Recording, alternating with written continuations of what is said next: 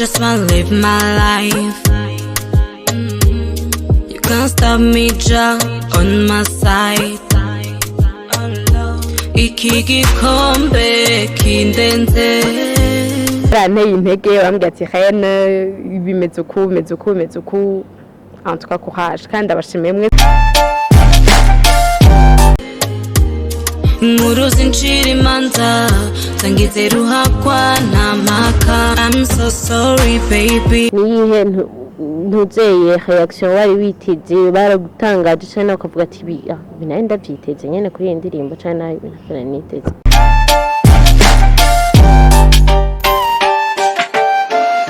Kiyago Media TV twongeye kubaramutsa twamuramutsa aho muri hose ndetse namwiriwe kuko turazi ko mudukurikirana muri benshi mu mihinga itandukanye y'isi. No musi nko mubibona ni Arlene kuri micro, behind the camera naho tukumwe na Steve. Umunsi tufise umutumire adasanzwe umushitsi ni ryambere tugendeye kuri Kiyago Media TV. Reka ndamwakire ngera aramutsa bariko baradukurikirana turaguha ikaze. Murakoze cyane ndaramukije abakunzi ba Kiyago Media TV aho muri hose n'abakunzi banje ndaramukije mwese. Akazina kawe? Kazina kanje nitwa Hene Mahoro, amazina nahawe n'abavyeyi ariko nkabanzwe ku izina rya Henma. Okay, Henma avuka mu muryango w'abana bangahe? Henma abayeho gute? Ariga caniga? Mvuka mu muryango w'abana babiri nk'abandu wa nyuma. Ndiga kuri Université Lumière pour l'instant de muri campus Kinindo muri faculté de droit. Eko y'amategeko navyo. Okay, Henma tumaze iminsi twarabonye cover indirimbo yasohoye cover ITARA. Nshaka kumenya Henma yatanguye umuziki ryari byagenze gute? Natanguye umuziki muri 2015. Natanguye muri 2015 ntangurira mu mugwi witwa The Galaxy Team wari urongowe ico gihe n'umusore malheureusement tutakiri kumwe kuri ino si y'abazima yitwa Gasanze Sharif. Mu nyuma iyo team yaratwawe na Urban Lux asanzwe amenyerewe muri entertainment y'u Burundi. Ego après uwo mugwi tumaze gutandukana niho na decida yuko nshobora nanje peut-être gutangura kuririmba uko wanje.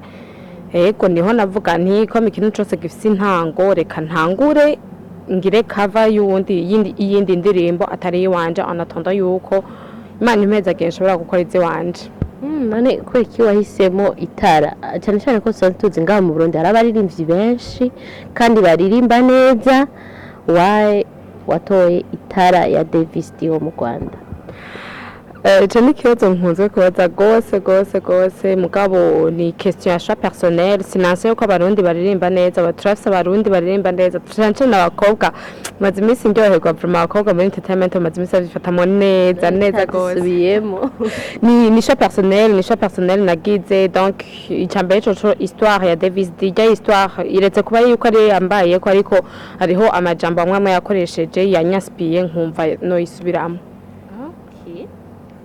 Ewe jena kumye nibaza none kubera iki yatoye ITARA noneho rero arabivuze kandi abakunzi ba Kiyago Media TV ndazima byumvise n'abakunzi ba Henma amaze iminsi musico kibazo aracishuye. Hanyuma Henma nshaka kumenya ni he studio yagukoreye indirimbo umunsi wewe wari urashootinga video rya kuva ku byagenze wimva gute? Video nakoreye muri URAKOZE ni studio iri mu Kabondo, ni studio shasha y'umusore asanzwe aririmba yitwa Kushona mugabo azwi ku izina rya Yankee aho mu mugwi wa Vadu Team. Ni studio kiri shasha, ni studio ifise ba producteur bashoboye hamwe SBM harimo witwa December niwe yagize remake, donc ya remaking the beat hama December no SBM arakora indirimbo yose hariho n'uwitwa Wodala beat.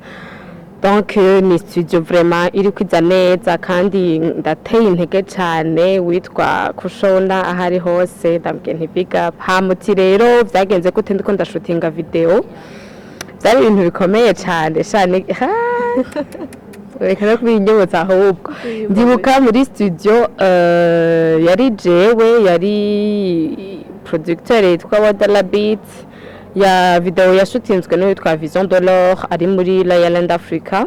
Donc ni monde yaba rappeur vraiment ni monde yaba rappeur nisanzemwo muri studio twari kumwe na Days Murundi, Young Devotion, Nanga Devotion, Chris MB bose niho bari ko barabuko. Navuga nti none aha aye no kuririmba bamenga sinzi ivyo ndimo bamenga bankubise gushika wenda kubasaba ati turabasavye mutureke umuntu akore mu mahoro wari serious nyine ukuntu yego nari serious mugabo mu nyuma narahavuye nyene ndi detanda indirimbo ndayifiringa ko bikenewe byose mugabo byagenze neza kandi ndabashimira aho bari hose baranteye intege bambwiye ati Rene bimeze uku en tout cas courage kandi ndabashimiye mwese aho muri hose ndabakunda. Okay, en tout cas indirimbo kisohora bwati jewe ndamutse kwiraba kandi kenshi indirimbo igihe wisohoye en plus yari n'ijyambere ushize indirimbo kuri YouTube yawe so indirimbo nyene abantu bayumvirize wowe nikiye kintu niyihe ntuzeye reaction wari witeze baragutangaje cyane ukavuga ati binaye ndavyiteze nyene kuri indirimbo cyane niteze. Indirimbo je mu kwisohora navuga nti bon reka ndayisohore ndabukungene yakigwa ozaranto yiwanje numve yuko abantu bampropose yuko nokora kwanje hama ndagikorereko ariko ahanini indirimbo yakiriwe neza cyane ndi satisfied bunye indirimbo igirishikire 1.5 y'ama views deja mu kwezi kumwe.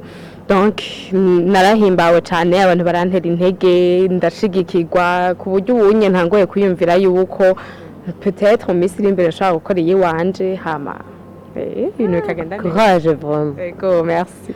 Hanyuma Rene ncakubaza kabazo gatonya gasanzwe ariko ke kuraba nyene kabazo k'ubwenge. Rene mashaka kumubaza entre y'urukundo n'amafaranga yohitamo iki? Icyo kibazo kiragoye rwose bon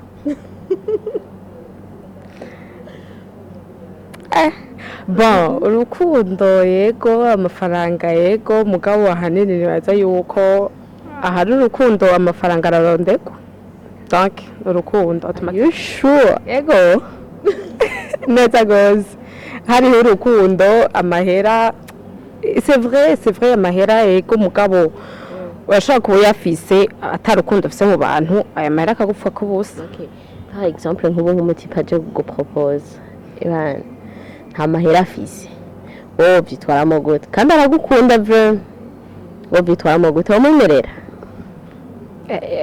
Aho onye urumva jewe umuhungu aje kundondera simba nkeneye amahera yiwe amahera nanje ndayafise.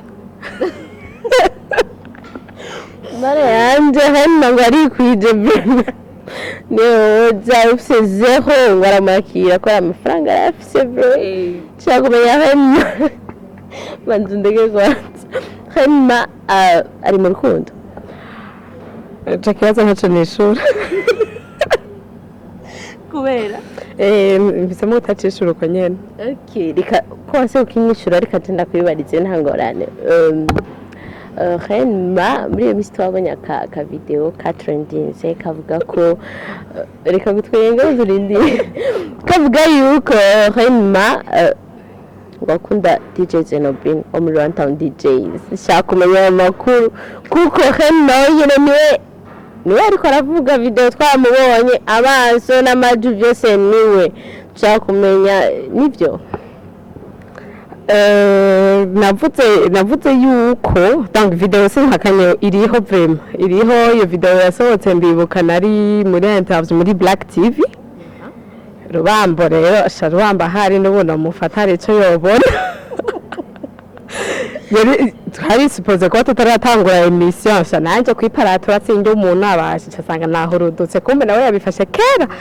Donc kuba navuze yuko Zenobina ndamukunda ni nkuko navuga nti Catrice ndamukunda canke mu bisanzwe Jeff na Runtown DJs uko iri kose sindi mu rukundo na Zenobina icyo cyo nabibabwira ariko specialement baravuze ati DJ Zenobina aho rero twumva ati kubera iki atavyundi kandi antukani ndibaza ko utari wamenye ko ariko arayifata ntabyo wari wamenye haravuze navuze kiri ku mutima rero ego mugabo kuvuga kiri ku mutima gusa ni kubera sinzi ngira peut-être muri groupe y'abantu hari abantu bamumenyeranye kandi n'abari muri groupe ya Rwanda DJs fans barabizi umuntu dukunda gucokozanya gose donc bijya nabivuze atayindi ntumbere iri nyuma Jeka jenze kwirondera DJ Zenobi nabimbwire kandi ati ko bizogenda neza pe kucumengo yatinye cyamamagara nganye ne muri kumwe tukijya video gihe isohora abantu barayibonye kandi benshi abandi barandika ngo hema ngo kubovya ngo ko televiziyo ngo Davis D naho ngo agiye gutera DJ Zenobi no bebe serumva birashushe nyene nawe uri kuravyanga je ndazi yuko amakuru turayarabona kandi turayabona kandi turayumva so yego byose je ndazi yuko mu kiganiro gikurikiye tuba turi kumwe na DJ Zenobi je ndazi azotubwira byinshi hama Renma ashaka kumenya ni vision ya Renma byashaka gushikako mu buzima par exemple dans 10 ans ou 3 ans byashaka gushikako muri uwo mwanya ndashaka d'abord guheza amashuri ndashaka kuba umu avocate de profession hanyuma hanini nzi yuko aba journaliste mumbajije uko